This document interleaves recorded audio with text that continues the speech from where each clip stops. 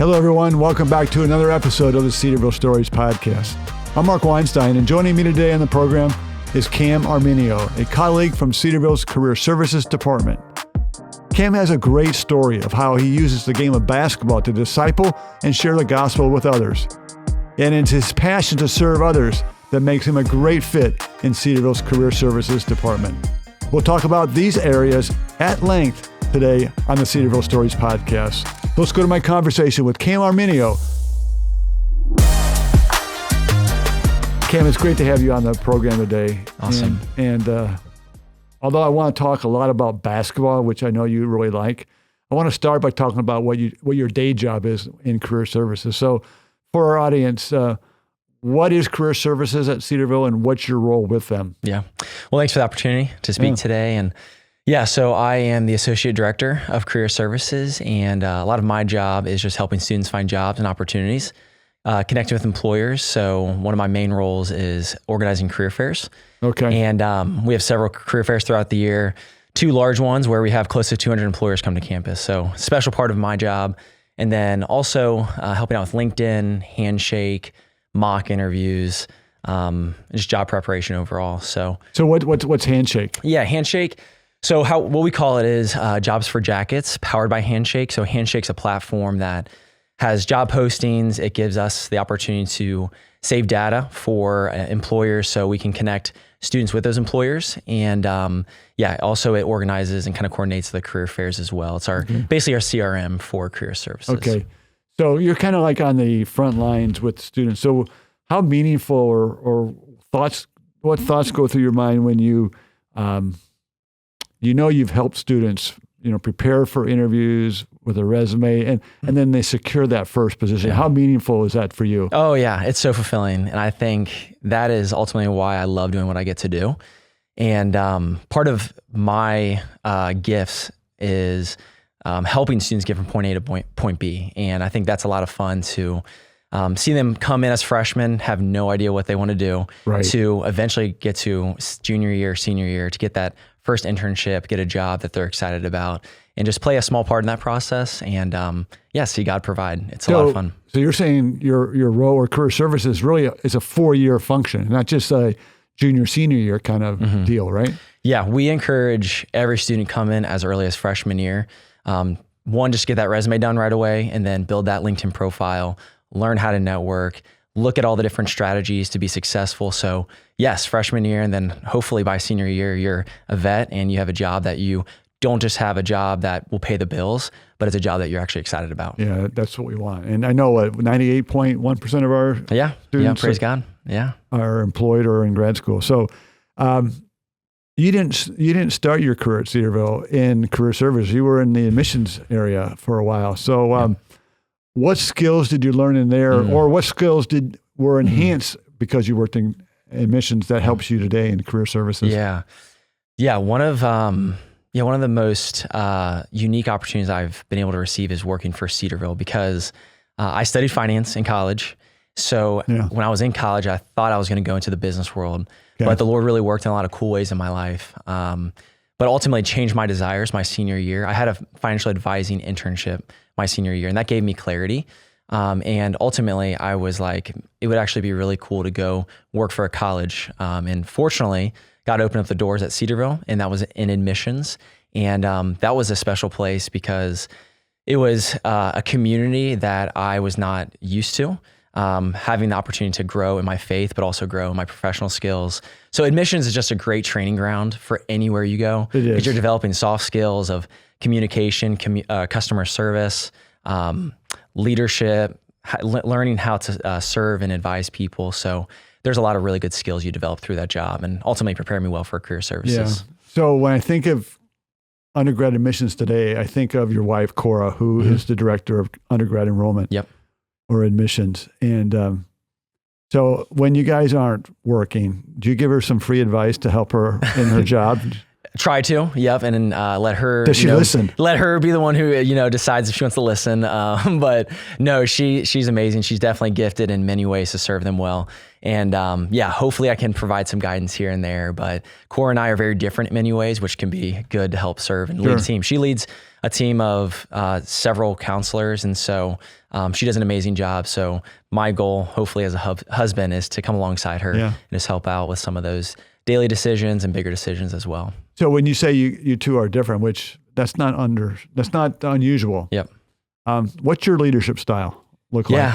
Yeah. Well, fortunately, this is a plug for General Reno, and just actually finished up our first year of leadership development program. Yeah. And truly my desire is to seek to serve, so servant leadership. And ever since college, honestly, that has been my goal, is to serve and to serve well. And that's the way I lead. I'm not the one that's necessarily in front of tons of people, screaming and yelling, but more behind the scenes, trying to be an example to our students and to my wife and others. Yeah. So let's pivot, and I use that word intentionally, to a ministry that you have here at Cedarville, and it involves the game of basketball. Tell me about the ministry and how you use it to develop relationships that ultimately focus toward eternity. Yeah, it's been really special. So I've been here, I'm in my 6th year, and going by fast. I can't believe it. It's crazy. Yeah, I'm feeling old, but it's been really special. From day one, my first year on campus, we had a group chat of 13 guys. I remember very specifically a group chat of 13 guys that played basketball, weekly. And over the course of 5-6 years, it has grown into a group chat of up to 90 at times. Yeah. And it's been really special. And the ministry is a huge blessing to me because using basketball as a platform to share the gospel, but also to build meaningful relationships, is something I never would have imagined playing basketball growing up. And it's been really sweet to see God change and transform my desires from just using it as a platform for myself to now using it as a platform to glorify Him and to get to meet a lot of guys and build relationships. So you said it started with 13 guys as a group chat, and grown to 90. How many guys typically come out and play, and how often do you guys play? Yeah, so we have it can be up to 30, 40 guys. At one point, we had 4 courts going in the field house, which is crazy to coordinate, but it is a lot of fun. But on the average Sunday, which we play every Sunday, we have probably around 20 to 30 guys. And that's a blend of Cedarville guys, but also non-Cedarville guys that come from the community. So how do you bring your faith into it? Because, it's one thing to get the exercise of basketball, which is great, but it's more important with the spiritual. How do you bring in Jesus into the conversation? Yeah, and that was, so at the beginning of this year, that was the conversation that I had with several students that are leaders for this ministry, is how can we change our basketball open gyms into ministry? Right. And that's the heartbeat of Cedarville, right? Is like, how do we use anything for His glory? And that conversation was really helpful because it was something as simple as, let's just start sharing the gospel on Sundays. And so that's what it's been. On Sunday, we will play for an hour, stop, pause for about 15 minutes. A guy will share his testimony, share the gospel, we'll share just a quick message, and then we just continue to play. And so that's been really special. You get to see guys step up and lead. You get to hear testimonies that you wouldn't normally hear. Yeah. Another part of our ministry is now going out and trying to meet guys from the community to bring them in to our university and to share them or show them that, basketball is fun, but also it's way more important than just basketball. So when you're sitting in those, I'll call halftime breaks, and you're hearing somebody share their testimony, what are some, I don't know, maybe stories you've heard or stories you've shared that that have connected with some people? Yeah, one that stands out is, so there's a guy that he's from the area and he's not a Cedarville guy. Recently, he came to an open gym during our breaks, in which we continue to run open gyms. And one of his buddies, who he started coming at the beginning of the year, invited him. He's from the Cedarville area. He joined, and I've gotten to know this individual over the past 3 months, and I've come to learn that he comes from a Jehovah's Witness background. Okay. He comes from a background where they're, not a Christian home. Yeah. But the Lord has continued to bring him, and in the midst of all of that, he has actually started pursuing the Lord. And so, that's one sweet story of a guy who graduated high school.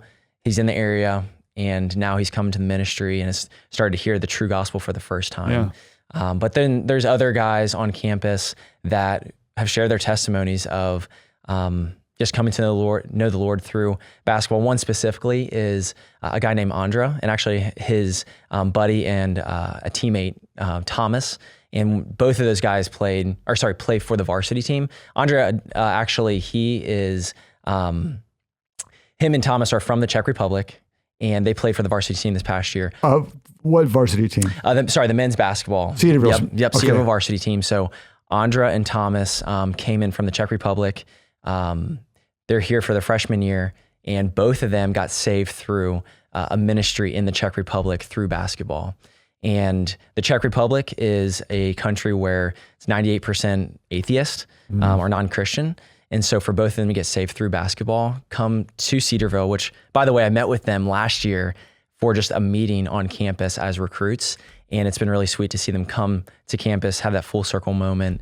And Andra is actually going to pursue the basketball ministry full-time next year, step away from the varsity team, but just help out with this ministry, which is super exciting. So is the ministry a duo where it's evangelism and discipleship? And if it is, how are you can't be doing that by yourself. Yep. Yeah. So it's a team of leaders, 100%. So the three values we want to pursue is competition, evangelism, and fellowship. Okay. And competition, obviously, we want to compete well on Sundays. The evangelism piece is we are playing on Sunday, sharing the gospel. We're even trying to go out to places and share, but then also fellowship. And like I mentioned, we have a group of 90 plus guys that are part of this group chat.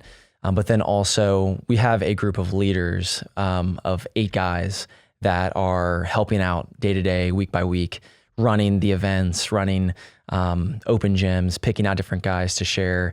And so those are the guys behind the scenes. I'm just so thankful for our student leaders that love Jesus, but also love basketball too. So you have Cedarville students as leaders? Yep. Yeah, so they help lead. One guy, so Will, he helps out with Bible studies. We have another guy who... Jack, he's helping out with just kind of more behind the scenes stuff. He's our student advisor for the org.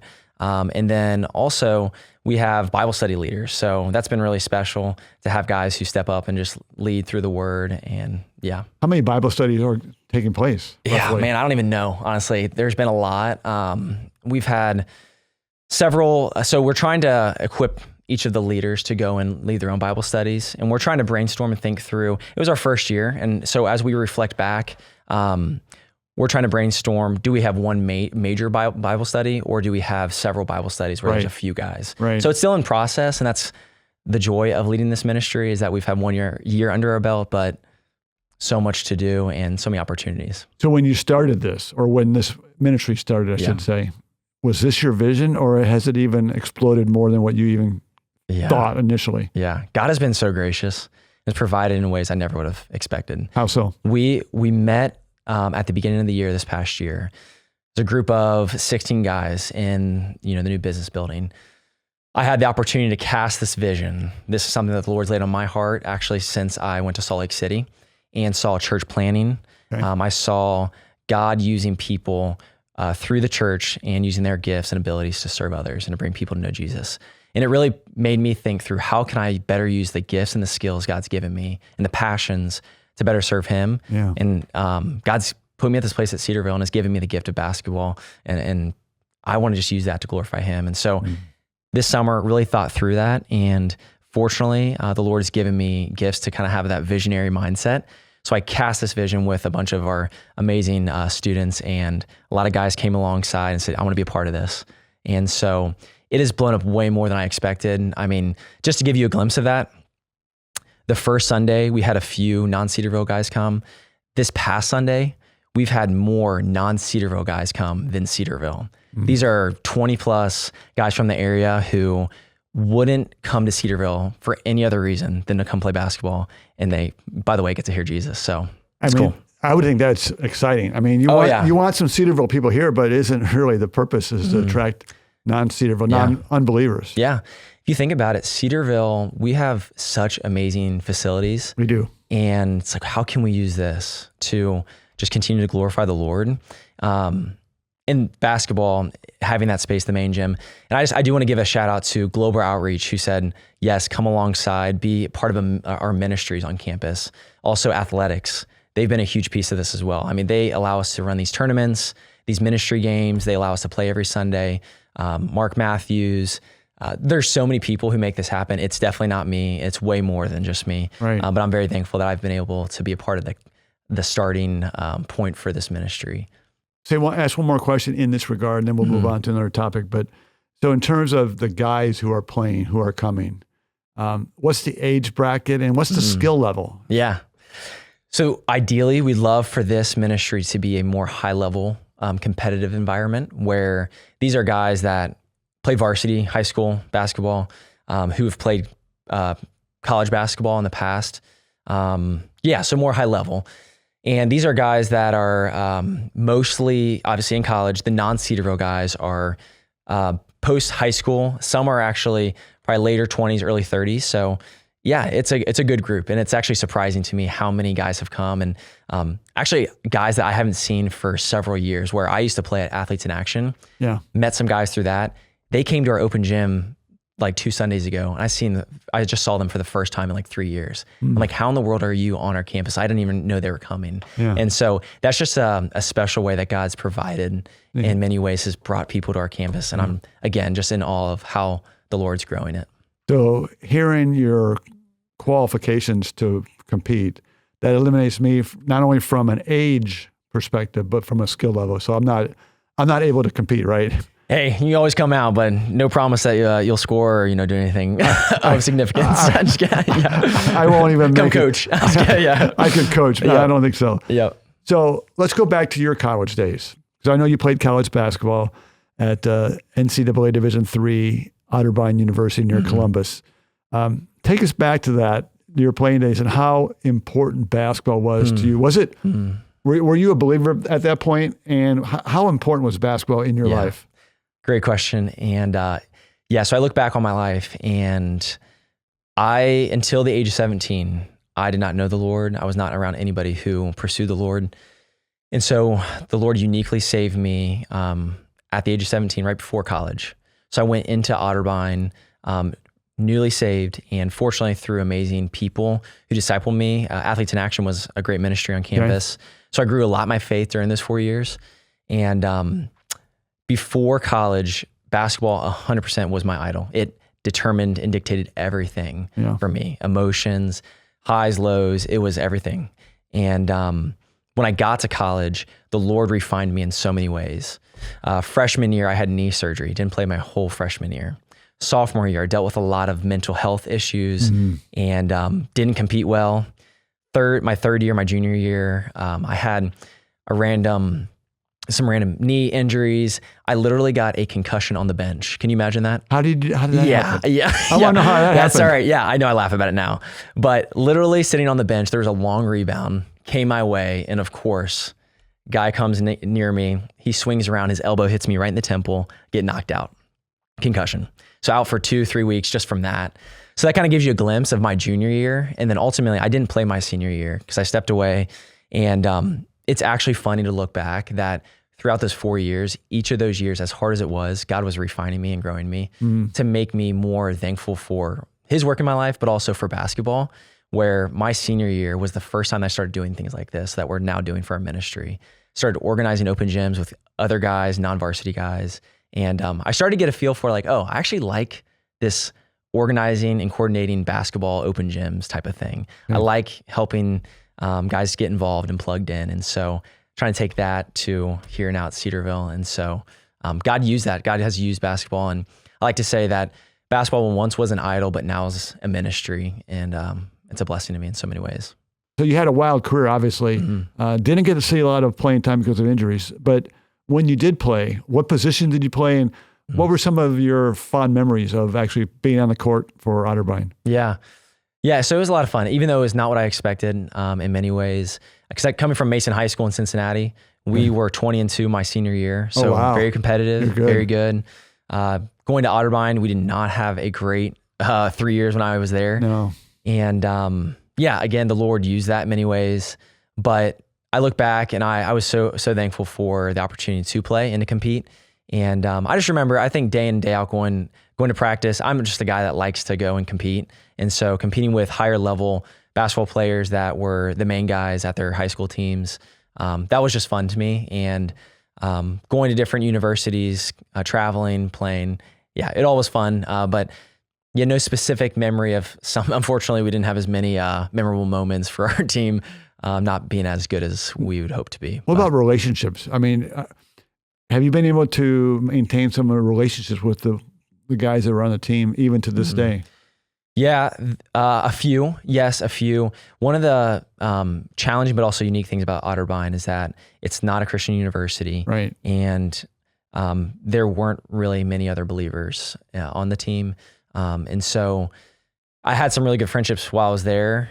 But yeah, it was something that it was challenging at times because being a Christian on a non-Christian team came with a lot of opportunities, but some things that I was not expecting. And yeah, so I am close with one guy who he played for a few years at Otterbein.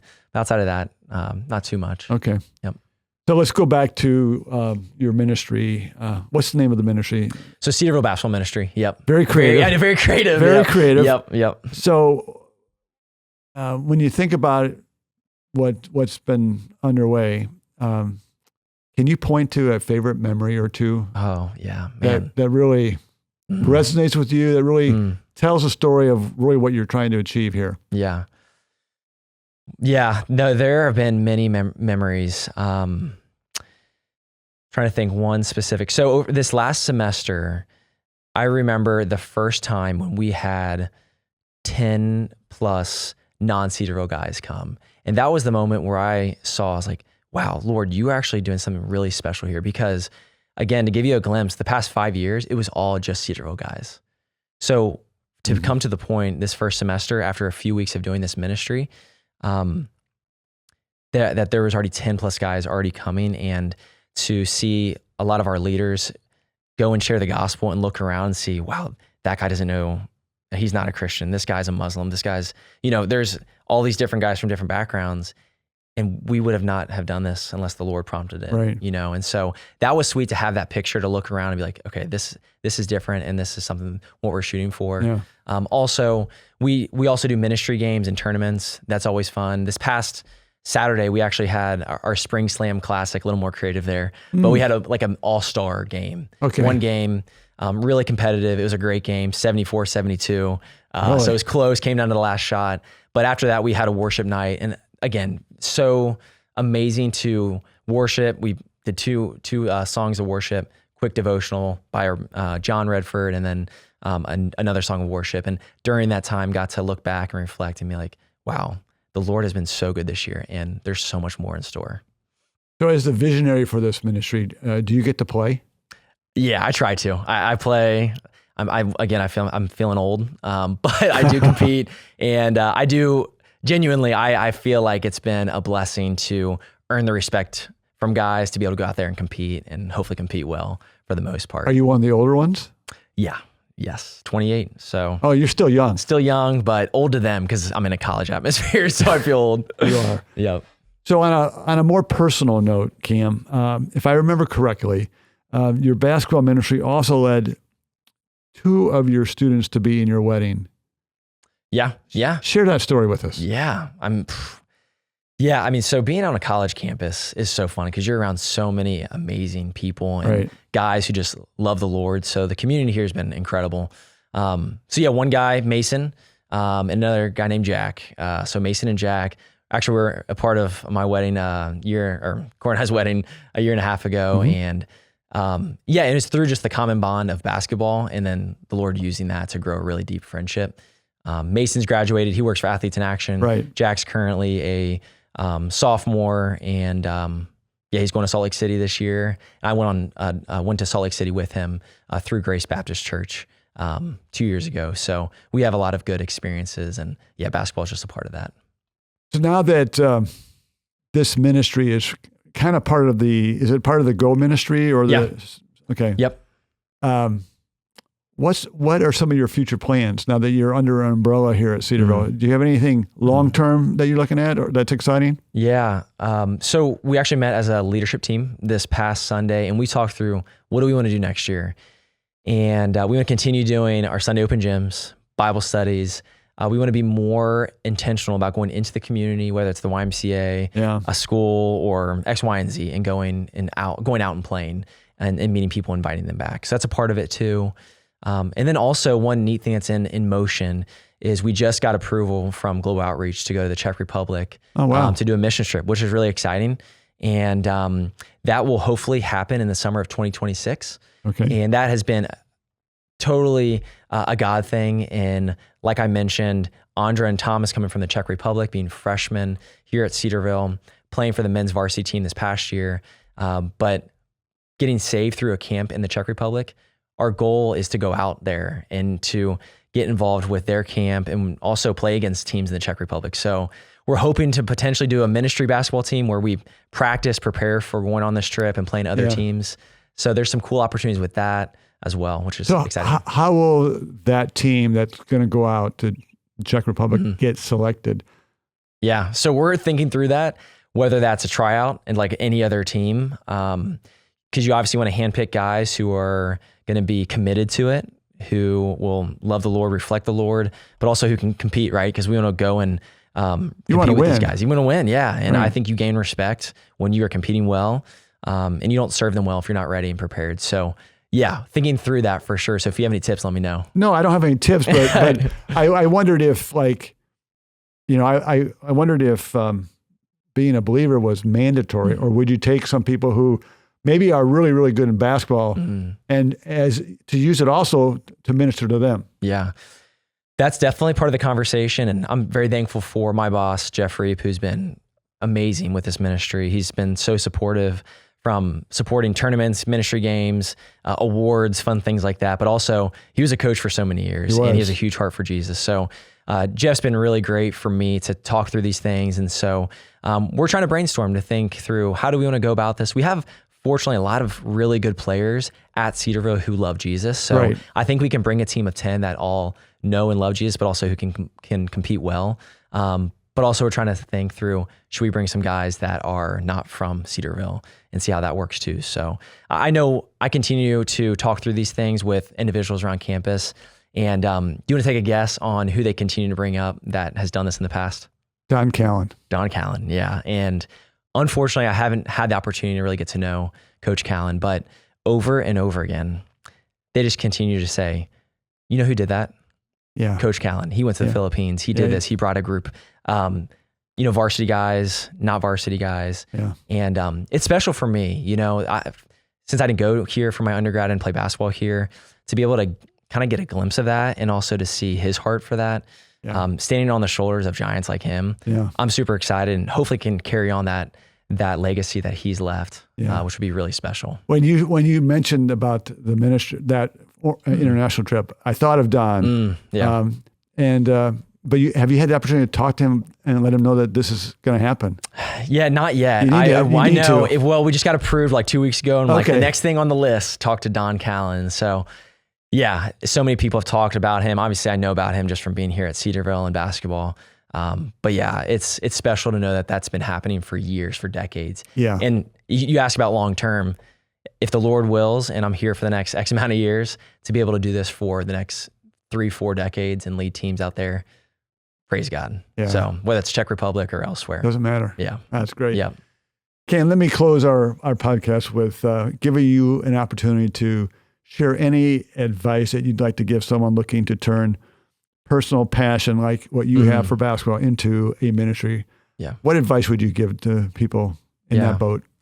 It's a great question. Unfortunately, I get to talk through this a lot in career services. Yep. And ultimately, I just encourage students, find your passions, find skills, interests, and gifts, all those things that God's given you. And whatever you just find yourself doing naturally, pursue that and use it for God. Whether that's basketball, whether that's music, theater, X, Y, and Z. There's a reason why God's given you desires, interests, and passions. And it's not for ourselves. And that's what I've learned, right? That's good. For 17 years of my life, I used all those things for my own self. And that was a roller coaster. And fortunately, over the past 10-ish years now, God's changed that to now use my passions, interests, desires, and gifts for his glory. And that's way more fulfilling. I truly mean that in the most genuine way, that I believe you. Basketball now is way more fulfilling than it ever has been, playing in front of thousands of people, playing on a top stage for a high school team, playing in college basketball, doing missions and playing basketball with these guys day in and day out, hearing the gospel shared through it. Way better. I can tell you that. That's for sure. I appreciate you saying that. And I know it to be true because I've had conversations with you. I am going to add one final question because we've had conversations before, and I know this is important to you, but how does your family respond to seeing you, the new Cam? Because last I knew, you still don't come from a family of believers. How do they respond to you seeing that you're really passionate about Jesus? Yeah, at first it was, I think, a shock.